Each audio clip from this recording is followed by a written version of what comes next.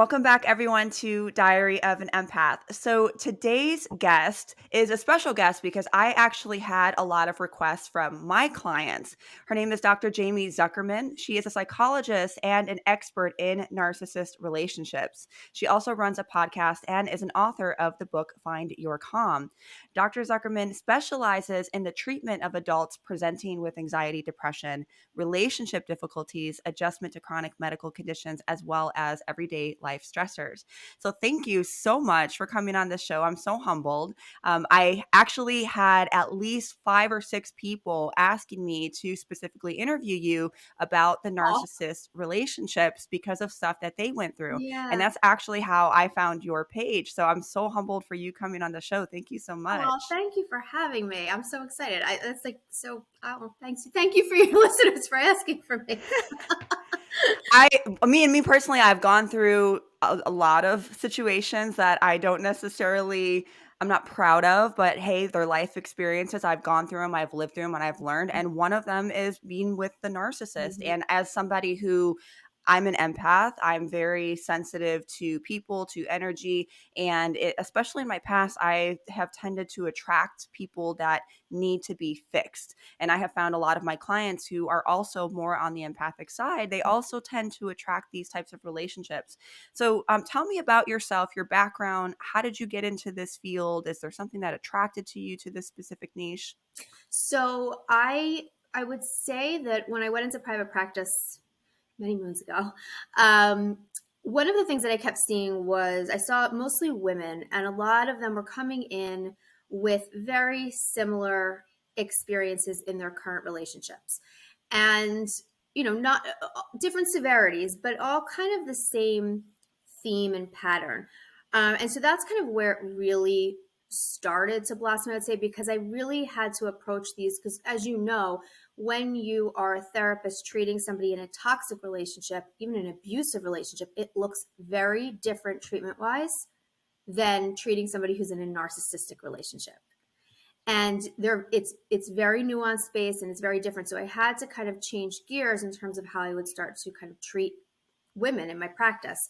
And then I had a dear friend who was going through a really bad relationship, a really bad divorce with somebody who was a narcissist, checked all the boxes, and just kind of going through that experience with her and realizing that nobody talked about this unless they had gone through it. So people that had never Hmm. gone through this couldn't even wrap their brain around how how unbelievably devastating and traumatic these relationships are that extend across a lifetime, even if you're no longer in them, and the trauma component to it. And I thought that it would really be beneficial to people to I almost treat it as like preventative medicine. It's like you have to educate people ahead of time so they're aware of what to look for early on so they don't get into something like that. And I just didn't think enough people were talking about it. So that's kind of how that came to be. And I think what fascinates me about it from a psychological standpoint, separate from having people get better, is that it doesn't discriminate. So if you look at the patterns of behaviors across all narcissists, and we'll talk about like what is a narcissist, what's not, but if you look at it across a continuum, regardless, the pattern of behavior is literally identical in every single narcissist. It may be dressed up differently, but the patterns are, it's like this blueprint. And it's the only psychological diagnosis that I can think of that is it is so predictable and it's so pattern based and it's such a blueprint. Like depression looks differently. Like if I'm depressed, I may look differently than if you're depressed. And if I'm anxious, it'll look differently if you're anxious. Narcissism is very different. It all looks the same. And when patients have that aha moment, when they realize that it's predictable and they realize, they wonder, like, how did you know they were going to do that? How did you? I'm not a mind reader. I'm not a fortune teller. It's because it's predictable. It's by the book. And so when they realize that, there's this aha moment. And it's like from that point forward, you can never unsee it. And it gives the person such empowerment. And that's kind of the starting point of their disconnect. I know that was a really long-winded answer, but that's why I love it. I'm shaking my head because I'm like, "Yep, that's so true." When you realize and you start to understand the consistency and the Yes. behaviors and the patterns, it is very empowering because you're like, "Oh shit, yep, that's what happened with this Mhm. person. That's what happened with that person." And my daughter laughs at me all the time because she's like, "You think everyone's a narcissist?" Because she always hears me talking to my clients and Mhm. talking about my past experience, and I'm like, "Well, there's a lot of them out there." Yep.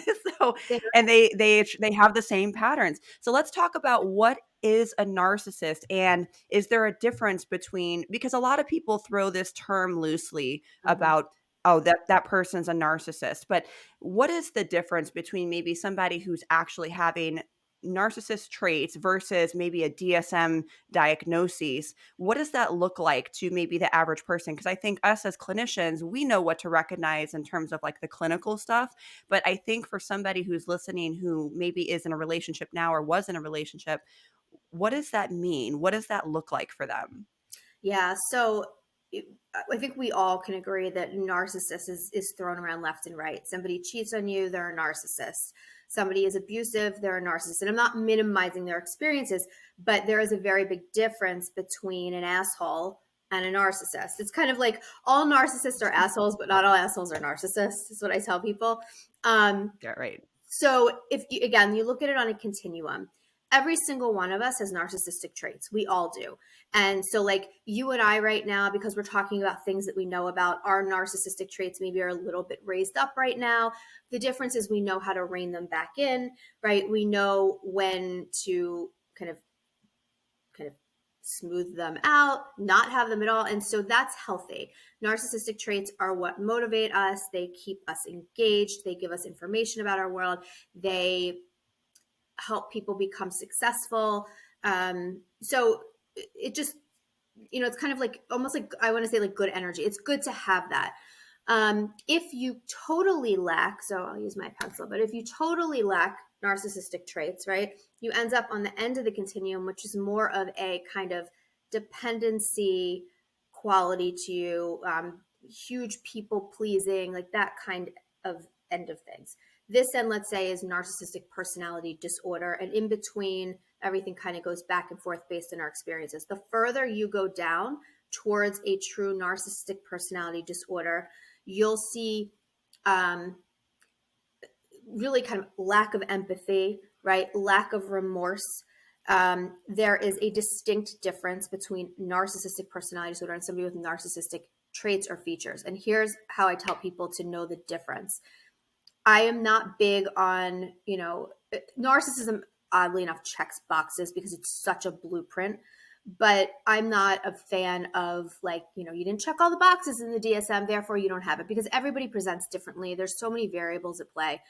So with narcissism, I tell people, let's say somebody has what looks like narcissistic characteristics, right? Which look very similar to those of a narcissistic personality disorder. One of the key differences is if you bring to their attention their patterns of behavior, because we could easily model unhealthy patterns of behavior from childhood, right? That look narcissistic but are not. So if you bring it to somebody's attention, you say, listen, you do X, Y, and Z, and when you do that, I feel this, this, and this. And the person set like kind of is, I don't want to hurt you. Like, let's work on this. I don't realize that I'm doing it. It's hard for me to break. There's, or they may deny it at first, but if you go to therapy and they do the work, they can shift those patterns.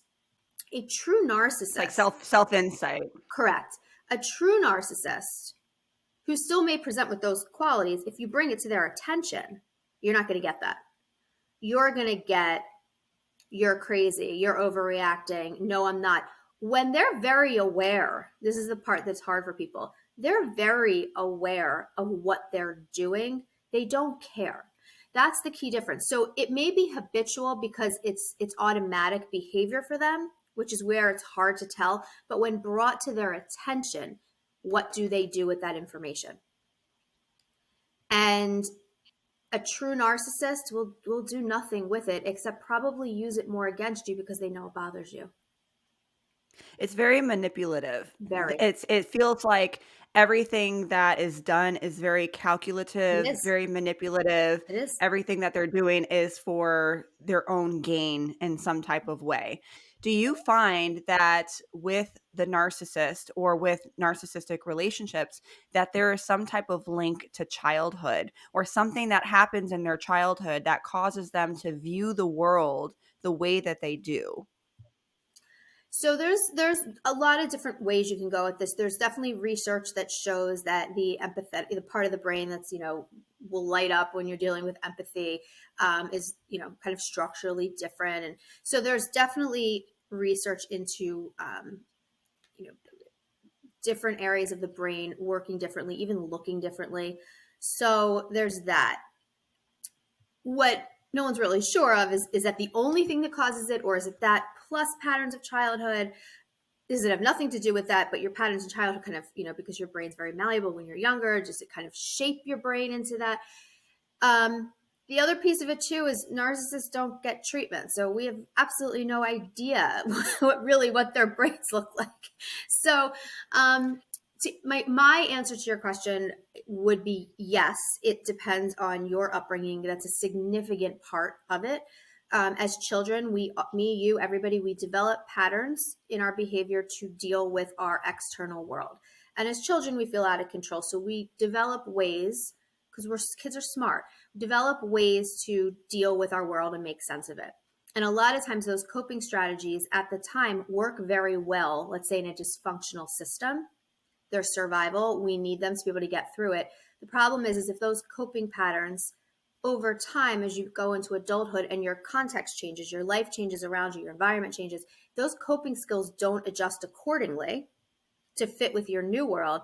Now you have somebody who's responding to a dysfunctional system when they're no longer in a dysfunctional system. Like those coping skills are no longer needed. And that's a very superficial way of talking about how personality disorders develop. But it very much has to do with upbringing and what that looks like. We can go into more detail about that, but yes, I would hard yes for that for sure. It sounds like there's a lot of variables that are involved, and you're right. It really is hard because a lot of time narcissists do not seek treatment because They they don't don't. think anything is wrong with them. They don't think they're They doing don't anything care. wrong. They They don't they they care. don't they don't care. Even if they know they're hurting you, they think they're allowed to. They're entitled to. You're less than them. You exist for their benefit. Why are they gonna? They're not gonna change that. And I the only times narcissists really show up for treatment, and it is so short-lived, would be one if it's court mandated, right? Like through a Mhm. custody issue in the family court system, which is a whole other conversation, but something like that, or co-parenting counseling, or they get multiple DUIs, or they're in treatment for substance abuse, or they were trying to do something for attention or something, and somehow it, faux suicide attempt, something like that. But I can tell you that of the people I had that came in for treatment that were narcissists, they maybe lasted once the evaluation and maybe one more, or somebody I see brings their partner in who is a narcissist, and they will either walk out in the middle of the session, they'll leave, and they'll never come back. They'll say I'm a horrible therapist, or they'll try to charm me. They realize it doesn't work, and then I'm terrible. So they don't present for treatment. So I totally understand. I'm shaking my head because I went through a very similar situation, not as the therapist, but as the spouse. And yeah. I'm like, oh, yep, that's exactly what happened. And when we're I mean, talking about childhood, I tell people not even to go to couples mhm, therapy for a narcissist and their partner is the last thing you should do. You don't go mhm. to couples therapy with a narcissist for two reasons. One, people forget that that person is scared already. They, in no way, shape, or form, are going to feel safe speaking up in that session to then get in a car with an angry narcissist, which is a car and driving. For those of you that have been with narcissists and know how dangerous of a situation that is, drive home and have to live with them. They're not going to say a word. Therapist is going to be, if they don't see what's going on, it may look like the spouse is really trying and that the partner is not accepting that. And they may recommend date nights, and it's re-traumatizing. So I really recommend the individual working on themselves, not the narcissistic, not couples therapy.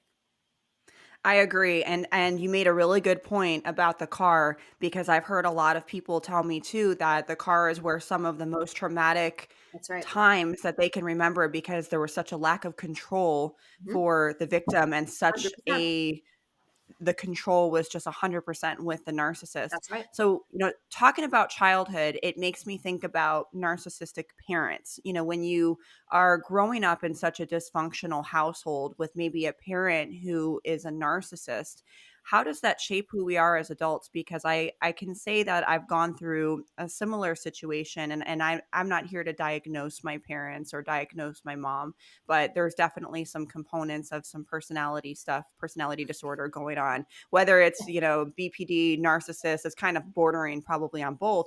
Mm-hmm. And I can remember my childhood being very dysfunctional, and it definitely shaped who I am today, how I view relationships. I've had to do a lot of work in therapy with my own shadow work, with my own self reflection. But the difference is I have self awareness and self insight. There was none there.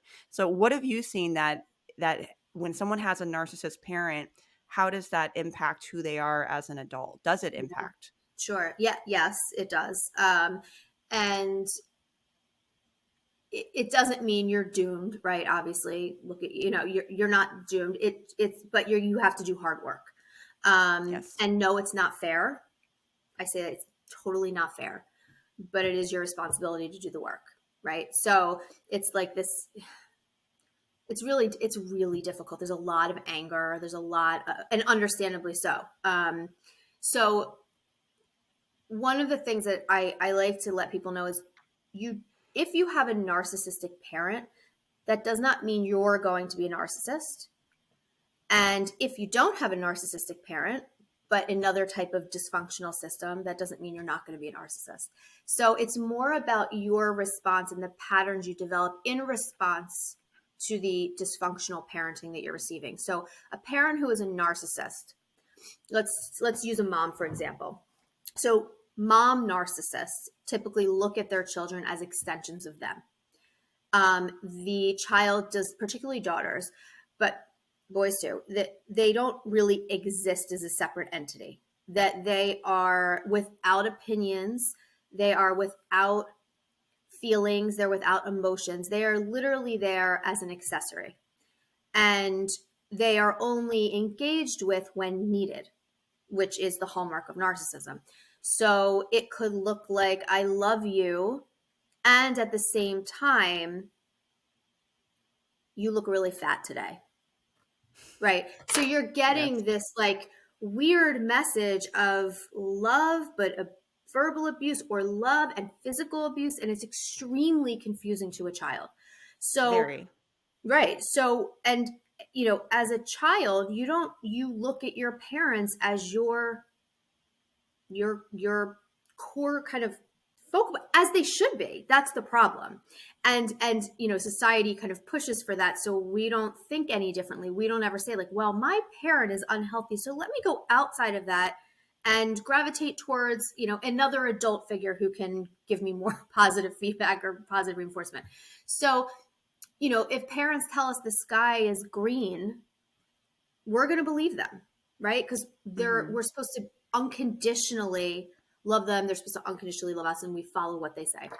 So if you have a narcissistic parent and it's the mom, any act on the part of the child to develop any type of autonomy, it could be having your own taste in music, it could be having your own taste in food, but anything that is different from what they want for you is viewed as abandonment and is met with rage, is met with silent treatment, is met with punishment.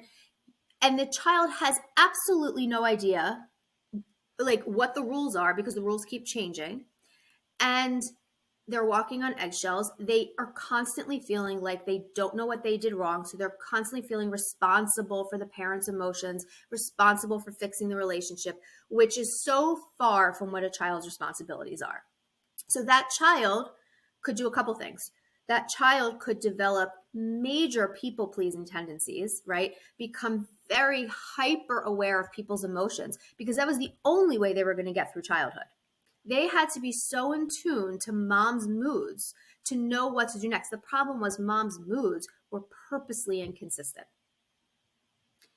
So you were never going to get it, right? I always say this to my patients. You were made to not understand this. There was no way to fix this because you weren't ever given the rules and they were not in your favor.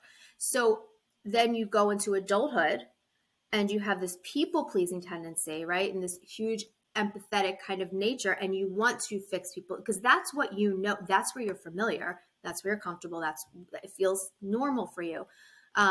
The problem is later in life, you continue to put your needs second, and you're going to start to attract people that enable that pattern for you. So that's this extreme goes to that extreme. You also, though, could have a narcissistic parent who treats their child exactly like I said. Nothing they ever do is good enough. You get 100, why don't you get 101? You lost 5 pounds because weight's a very big thing. You lost 5 pounds, why don't you lose 10 pounds? Or, your friend did this, this, and this, and what are you doing?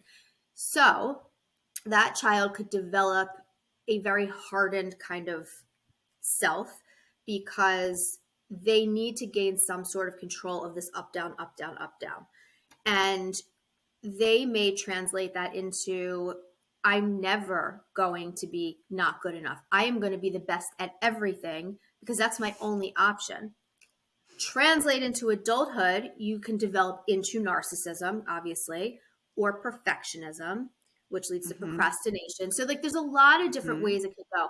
The only last one I will talk about, this happens a little bit more with the boys and the moms, is that the boys will sometimes be viewed as the golden child, and the narcissistic parent uses this as a way to kind of in a way like almost love bomb the child. It draws wedges between siblings. So they take this one sibling, put them on a pedestal. The rules don't apply to them. Nothing they do is wrong. Everything they do is great and amazing. So this child then views themselves as above the law, so to speak, because they see their other siblings who are not allowed to get away with this stuff. So they must be special. Take that, translate into adulthood, you get narcissism, you get, a lot of times you get that kind of sociopathic tendencies, I can do whatever, harm whoever, and it doesn't matter because no one else really is significant. So I know that was like a massive long-winded answer, but it's like a really complicated scenario. And I just don't want people to think that if you have this, then that means you have this. It can go a million different ways. It's not a one size fits all, but I actually feel like I'm in a therapy session because what you were saying, oh my God, that's so me because growing up, it was very dysfunctional. I never knew kind of what to expect. And anytime I would have any type of autonomy, especially when I was about 13, 14, and I really started to become a little bit more, well, not a little, a lot of, a little bit of, just free spirited and kind of, doing what I wanted to do. And it really, I met that with rage. I met that with walking on eggshells with her. Yes. And as I grew up, not only did I have to learn how to read the room, read people to a T, Yes. and then on top of being hyper aware, I am extreme when it comes to perfectionism. I have to do everything as good as I can do it. And I feel like I'm superwoman sometimes, and I don't know how to slow down. And I talked about this on my last You episode probably with slow Dr. down Jen. when you crash. Yes, exactly. When I burn out. And the reason, the root, when I was really doing some self-exploration, it's because I'm afraid if I don't do it, that everything's going to fall apart and there's going to be no one there to help me because I feel like I can only depend on me. So I have to be the best I can be. And it's part of my identity. But then I've learned that, well, when I did slow down and I was forced to slow down, well, the world didn't stop. It kept going. And so that was that perfectionism in me. And then the procrastination would come with the perfectionism. So it was like a domino effect. So I definitely see the links between, what childhood could do, having a narcissist parent, and how you view the world as an adult. I was listening to your podcast, and there was a podcast episode that you did. Your podcast is called "It's Me with Dr. Z" with JB, and you talked about tactics of the narcissist. So, what does that look like specifically? If we can give some specific examples, if someone's in a relationship right now, I know you talked a little bit about what the narcissist looks like. But if someone's in a relationship, what are some examples of what a narcissist will do? Because we hear those terms love bombing and gaslighting a lot, but not a lot of people really understand what that means or maybe what that looks like in a relationship. Yeah, no, absolutely. So narcissists in the beginning of a relationship look very different after that first stage. So in a narcissistic abuse cycle, there's three stages, kind of like a fourth, which I'll talk about. Generally speaking, three stages. And in the beginning stage of a relationship, it is very calculated. So what you'll notice is somebody who, and I jokingly say this, but I'm not really joking. If you hear the word soulmate in like the first 3 months, 4 months, 5 months, run. Because here's the thing. I know it sounds amazing and fairy tales, and truth be told, like, who wouldn't want to hear that? We all want to hear that, and I blame Disney for that. But like, they don't work out like that. That's not real. There Right. is no prince. It doesn't work like that. So we want that, and that's how our society has kind of structured relationships, and so we have this idealized version. So there's a reason why a narcissist goes after that route, right? So things like, you're my soulmate, where have you been my whole life, I cannot believe how much we have in common, like, you're it, I feel it, I know it. And it sounds great, but what I tell people is, take a step back and ask yourself this: how, and I know there's people that are going to disagree with me on this, and that's fine. And maybe on date one, you met your soulmate and you knew it and you're still married and you're happy. I'm not disagreeing with that. It's just really rare. And I wouldn't put all my eggs in one basket for that. And I'm being real. I'm not being pessimistic. Right. But how can someone be your soulmate when they don't even know what food you like, where you like to travel, what you like to do in your free time, when your birthday is, what your middle name is, where your parents grew up? I mean, they know nothing about you. So what are they basing this soulmate perception on? And I'm not saying you're not wonderful, but really, what are they basing that on? So that's number one. We all know that when we start dating somebody, we want to be in as much contact with them as possible. It feels good, right? They play into that. So you will get text messages, communication, phone calls constantly. I miss you. I can't wait to see you again. I'm thinking about you. And which again feels great, but it's also not appropriate early on in dating. There should be this boundary that even if you want to call the person all the time, you don't, right? So things like bombarding you at your office with flowers, it's not cute. It's control based. It's marking their territory. It's trying to get ownership of you. All of this is about trying to get ownership of you. It's not sweet, right? It's not lovey-dovey, I met the love of my life. It's control. And it's very easy for people to fall into that. You don't have to be an empath to fall into that. You don't have to be someone who experienced trauma to fall into that. It does not discriminate. The only way somebody's not going to fall into that is if they are aware of the red flags ahead of time. And they hear me saying, oh, wait, okay, that this is right. Because otherwise you're going to fall right into it. And I can't blame you. Then what starts to happen is they'll do things that's called future faking. So they'll make promises like, I'm going to take you to Paris in 6 months. I can't wait to get married. We're going to have 3 kids. Their names are going to be this, this, and this. And you talk about these promises that never happen. but they use it as a way, again, to keep you in and suck you in and hold you in, waiting for those things to happen in the future that never do. Or if they do, they deliberately don't happen the way that they told you they would happen. Then the other things to keep in mind, listen to how they speak to people. How do they speak to waiters and waitresses? Are they condescending? Are they overly engaging? Like, are they going to extremes with that? Listen to how they speak to their family. Do they even talk to their family? How do they discuss their exes? Are they victims in everything and all their exes are crazy? Are they going through really like multiple, like just legal stuff constantly? But again, always playing that victim card. Trying to think of some other really good kind of So when we're talking about oh, gaslighting, because we I hear know. the gaslighting a lot. Yeah. So that doesn't happen yet. But one of the other things, and this is where the gaslighting comes into play, is in the beginning of a relationship, they will purposely make you feel super, super comfortable being vulnerable. And the reason for that isn't because they care what you're saying. They don't. But what they're doing is they will match your story to make you feel like they get it. They too went through the same thing. They're lying, narcissists are compulsive liars. They're doing it strategically and they store away your vulnerabilities back here. And they hold them for a later date. Once they have you in the relationship and you kind of go into that next stage in the abuse cycle, so this devaluing stage where they really start to strip down your sense of self, your self-concept, start to isolate you from friends and family, that's when the gaslighting starts. So what gaslighting is a strategy, again, very manipulative. Yes, they know what they're doing for the sole purpose of trying to gain control over you, gain control over your narrative, meaning the way you interpret yourself in relation to the world, and gain control over your emotions. So things like, why were you out? So you could say, why were you out so late last night? You came home at 3 a.m. Where were you?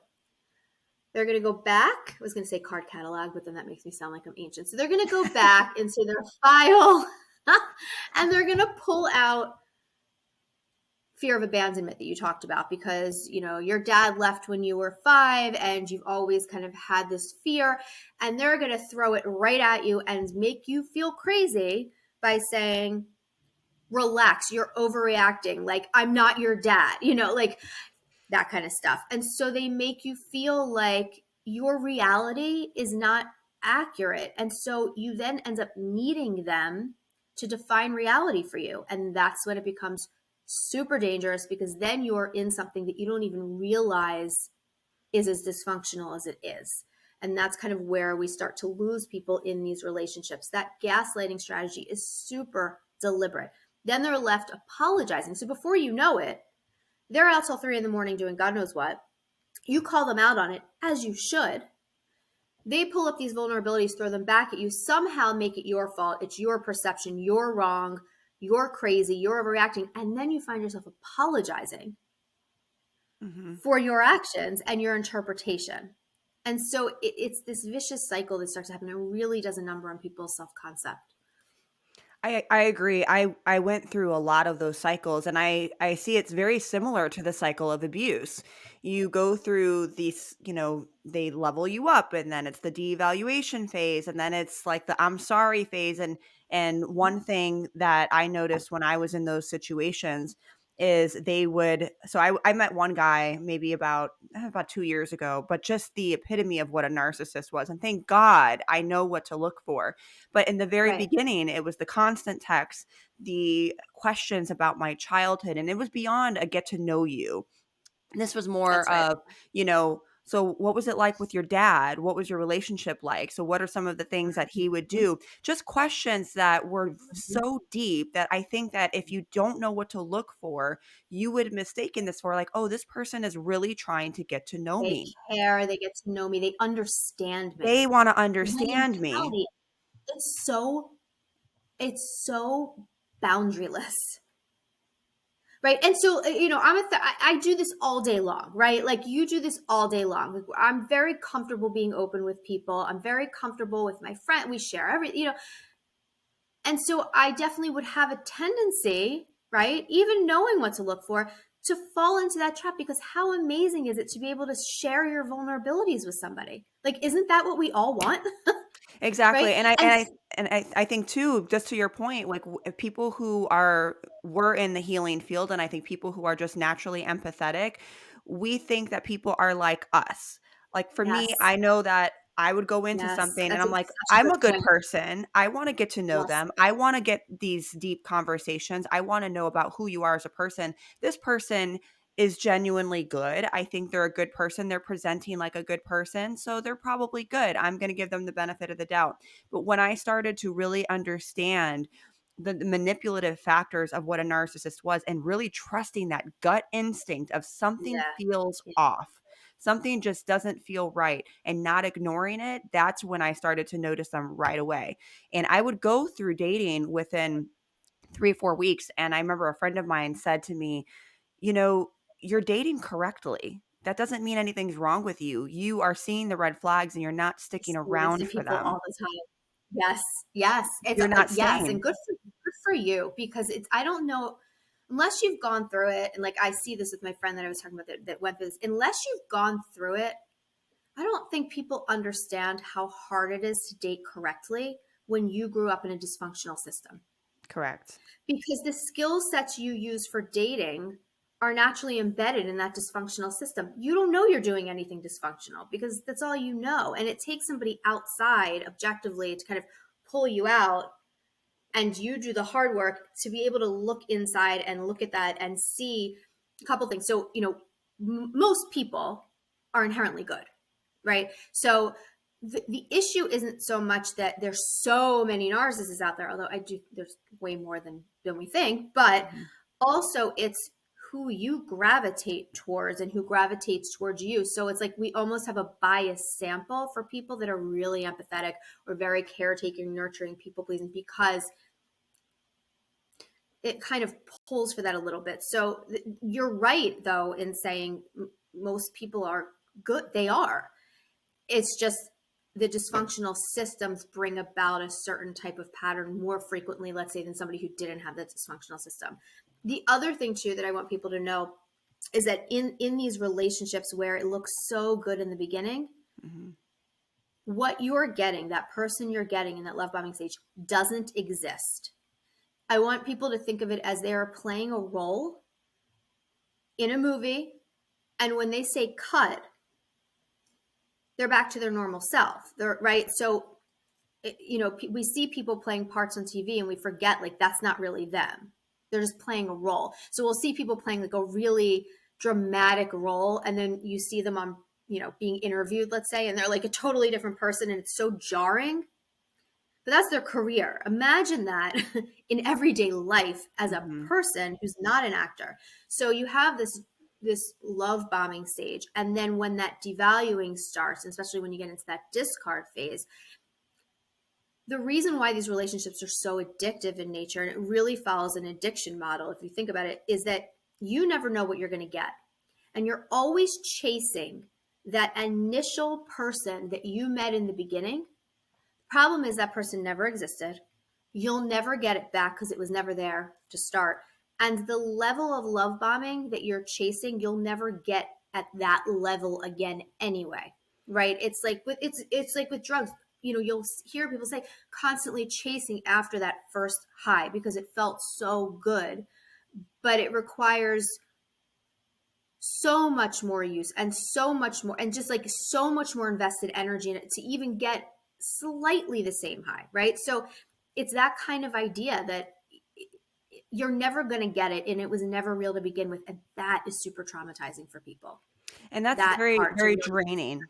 Very draining. And they do very something, what I notice, like, they'll give you little crumbs. Like, "Okay, well, I'm gonna give you little pieces of who I right, used to called be, breadcrumbs. just to Yeah. kinda keep you around, keep the little carrot dangling." And there was a person I interviewed, her name is Megan Doherty, and we talked about narcissism, and one example that she gave that I loved is she said, "Think about you as a phone." We have our phones, we pick it up when we need it, we use it all the time, but when we don't need it, we throw it away. If it breaks, we get a new one. And that's how the narcissist views relationships. It's a Oh it's yeah, an and I it's love an that. accessibility. If they don't need it, they'll get a new one. If it breaks, They might keep it I around, love they that. might put it down when they don't need it, but when they pick it up and they want it, they'll use it. And here I'm going to add on to that one. Thank you, Megan. But like, I'm going to add on to that even more.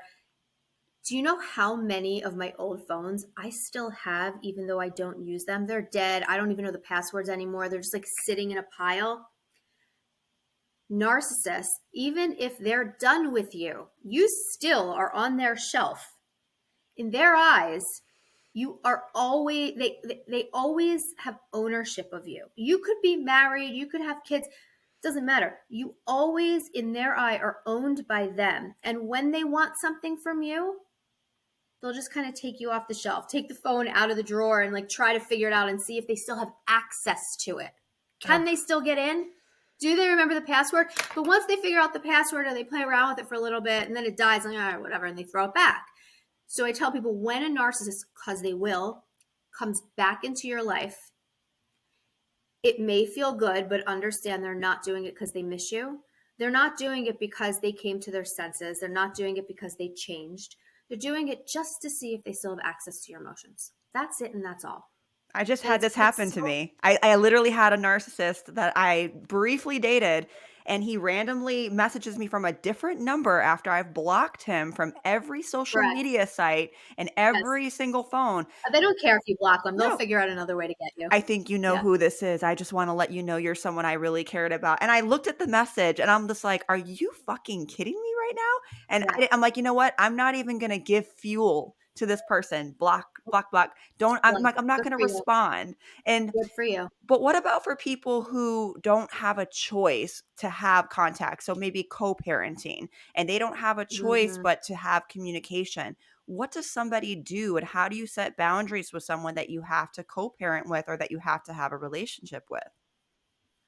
Yeah. So there's no easy answer for this one. It won't, it'll get better, but it will never be fully easy. Um, they're never going to change. And I always tell people for somebody who leaves a narcissist and now they're in a co-parenting situation or they're going through a divorce, oftentimes it's easy to forget you wounded their ego so badly when you left. So I always tell them, as far as you're concerned, like you handled them, right? Like you have so much more control over this than you realize, because leaving a narcissist is like the worst type of self-abandonment they could possibly experience. They won't let you know that. It'll come out in different ways. They'll drag you through court. They'll hold your kids against you. They'll badmouth you to your kids. They will show up at your work. They'll, try to assassinate your character. They'll post on social media them with their new girlfriend a week later. But co-parenting with a narcissist is no easy task. And I tell people to be extremely kind of kind to themselves when they're going through this, and really give yourself credit, because remember that you left. And it's all about boundaries. And every situation is going to be different, but your response to them is always going to be the same.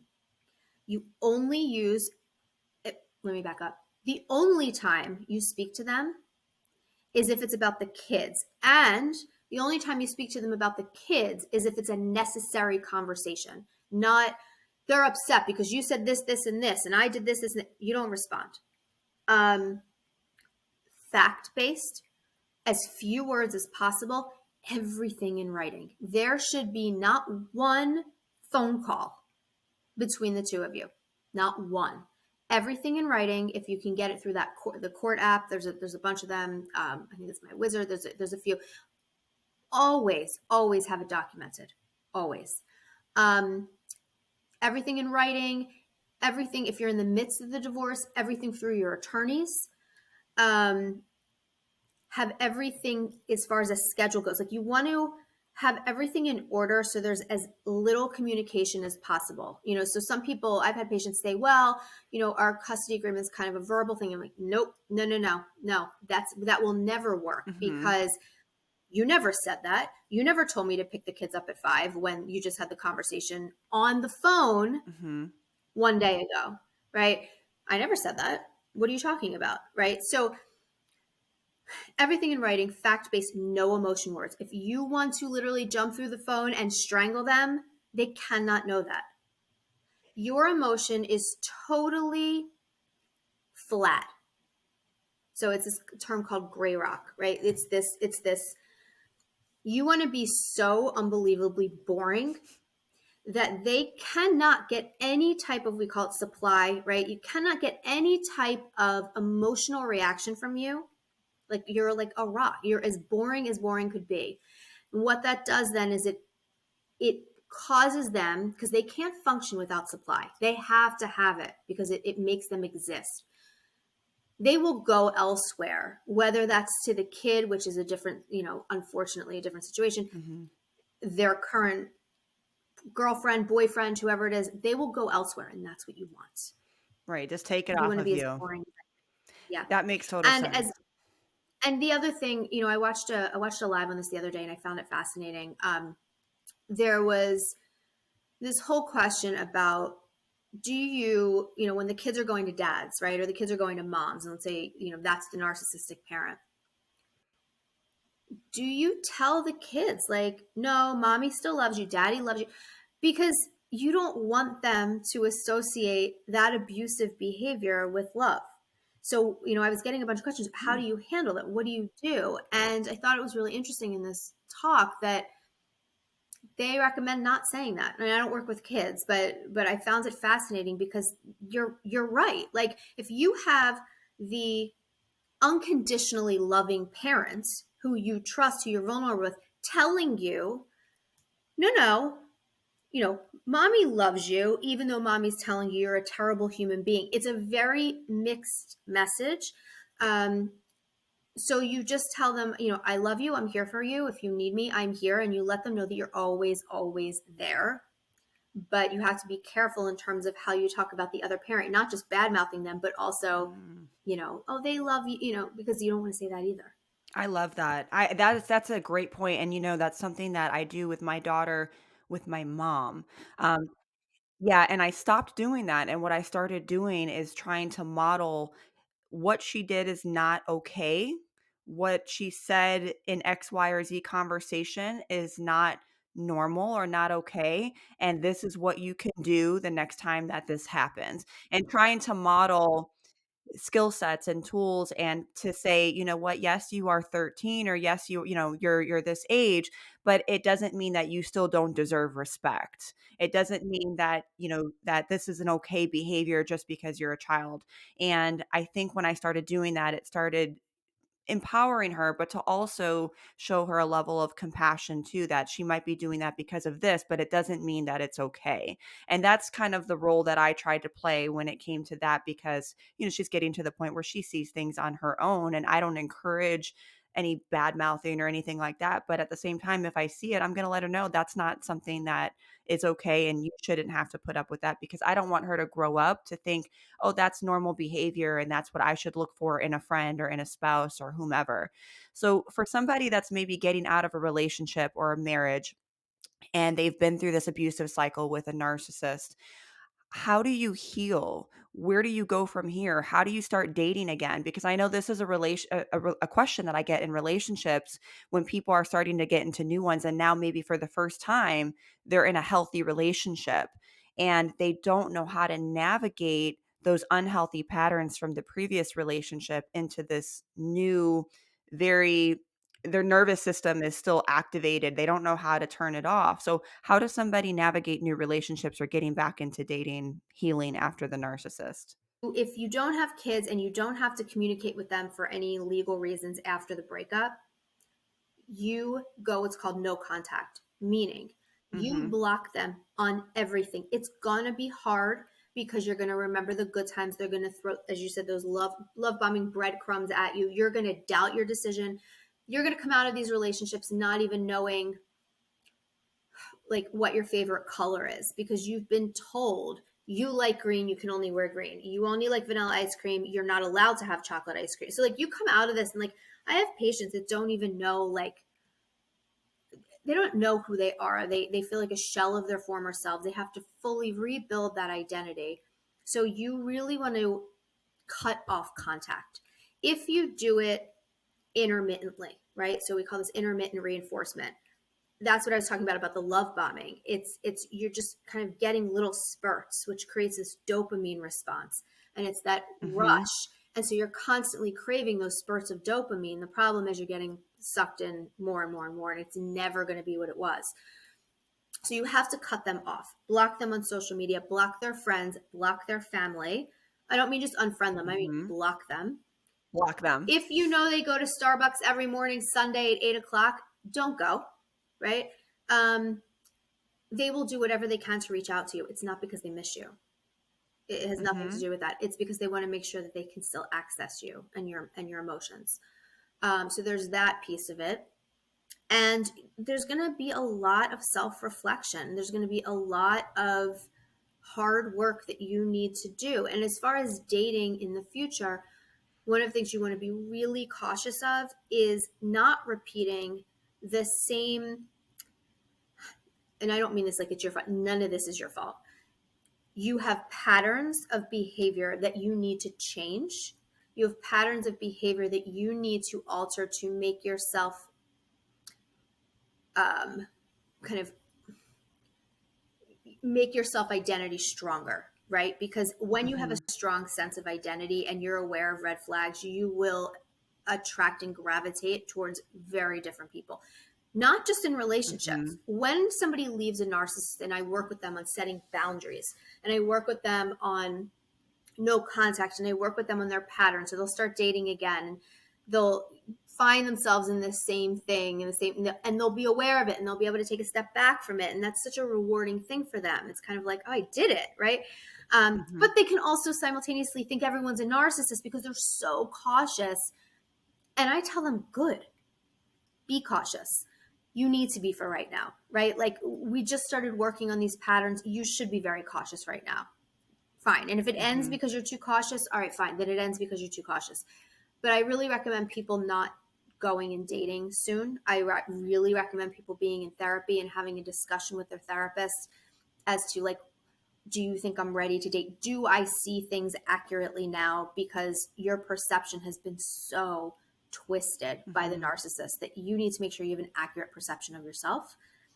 You may feel undeserving of a good relationship. You may feel unworthy of a good relationship. So you really have to work on that stuff first. Is it possible for you to have a healthy relationship? 100%. Without question, 100%. So I don't want people to think, you know, I'm never going to find somebody. You are. You got to do the hard work, but you are. And it just takes a long time, because chances are you're working against patterns from childhood. I can guarantee it. You're working against behaviors that you are modeling from, the marriage that you saw, the relationships that you saw. So be patient with yourself. It is a process. You just went through a trauma. I mean, your body's responding as if it's a trauma. And keep in mind too, when you start dating again, when it becomes intimate, that's a huge trigger for a lot of people who were, forced to have sex with their partners. They were raped within their relationships. If they didn't have sex, they know that they would get, somehow punished the next day. Maybe their car was taken from them or their bank account was closed. So sex is something that's very triggering. Intimacy is something that's very triggering. Mhm. And, you want to work on that before you get yourself into a situation where you're so activated again. I love that you brought up sex because even the withholding of sex Yes. and not feeling like you're Yes. attractive and now going Yes. into a new relationship and thinking, well, this person is not going to They're want not me going to want because me. my ex didn't want me. Hmm. And I love how you just mentioned, going through the healing process and really doing the work and forgiving yourself Yes. for there's nothing wrong with you, but maybe there are some patterns that have to change because I had to do that. Yeah. There were patterns Even within myself if we're that not in a I had narcissistic to relationship, we have to. yeah, right, exactly. There's always lessons to be learned, and if you don't learn the lessons, you're doomed to repeat them. And now do I still meet narcissists? Of course I do. Mhm. And now I'm just better at recognizing the red flags, and if I see a yellow flag, I don't proceed. And now I just cut it off. I trust my intuition more. So you're still going to meet them. It's still going to happen, but can you also meet healthy people as well? Yes, what somebody may be a little bit boring to you because your nervous system is not being activated now your attachment system's not being activated, it might even seem a little bit boring, but that Yes. might be a good sign I love to that you maybe said that. proceed a little further. Yes, um boring and stable are often confused. They're yes. confused by people who have been through these up down ups, and their nervous systems are dysregulated. They're used to that. They're waiting for their, yeah, like you said, their attachments have to be activated. There's something to, just they're waiting for it. And when you're in a Mhm. relationship where you have that stability, it is interpreted as oftentimes boring, or they don't want me, they're not into me, because you've associated these highs and lows with passion and love, and it's just not accurate. Yeah, and I love that. I think that that's so many great points. And I want to talk about your book because you wrote a book that I saw. It's called Find Your Calm. Tell me a little bit about that. Is it out yet? Yes. What drove you to start that project? Oh, you So have it. yeah, Perfect. I do. I have it on my book thing. So it's like, it's almost, so it'll be out officially May 10th. You can pre-order it Love now on that. Amazon. So it's like a, it's like half journal, you write in it, and it's very behavior based. It's very much based on acceptance and commitment therapy, which is Love that. an approach where, you'll never hear me say stop feeling anxious, get rid of your anxiety, or think positive, or positive vibes only. It really is focused on sitting with your discomfort, acknowledging it objectively, and letting it pass, rather than constantly struggling against it to try to get rid of it. Because people think in order to get rid of something bad, whether it's a thought, it's a feeling, that you need to actively get rid of it. In fact, the way you get, quote, rid of it is by not touching it and just not ignoring it, because that's active, right? It's just being with it. So the book focuses a lot on strategies to get you comfortable being uncomfortable, so that you don't behave in ways that are unhealthy for you, to get rid of that discomfort. I love that. I love when I have something that gives me active tools Yeah. on what to do and tools that I can put in my toolbox so that when I encounter situations, I know what to do. And I think a lot of people, that's what they want. They're Yes. dealing with anxiety, they're dealing with mental health, and they don't know what to do. Like we have all these self help books that are saying, like, oh, you can meditate. Well, that's great. But a lot of people, they want to know what to do. Tell Don't get me them. started. And I love how you can write stuff down and maybe even work with yourself. It's almost like Yeah, self-therapy in a way, but something it that's is. And accessible to guided. everyone. And exactly like you said, it's very behavior based, it's very strategy technique based, and you can do these things and no one will know you're doing them. So exactly like you said, you interact with someone, you experience a situation, you can use these strategies. It's not love yourself more, like what does that, when and how frequently, and what, like to what extent, and is it okay if today I don't love myself? Am I a terrible person? I mean, so it's very behavior based. It's kind of like, I'll get people that come into my office all the time that say, okay, I know why I do X, Y, and Z. I get it. My parents did this to me, they screwed me up, now I'm like this. Like, I understand the connection. Now what? And so this is like the now what? What do I do? How do I make active changes in my life? So it's very behavior based, and it's exactly like I you said. love It's like it's that. I love that. And I'll link the pre-order link for everyone who is interested in getting the book because I think that that's an amazing and it's so pretty, by the way. And we love our really, pretty books. it's like almost too pretty to write in. I saw it and I was like, oh, I I don't love want it. to write in this. It's beautiful. I'm gonna I get take myself a credit for the copy and check it out. artwork. I'm gonna totally get myself a copy. So, Yay. if you could give yourself one piece of advice to your younger self, what would that advice be? Yeah. I think I would have to say it's gonna be okay.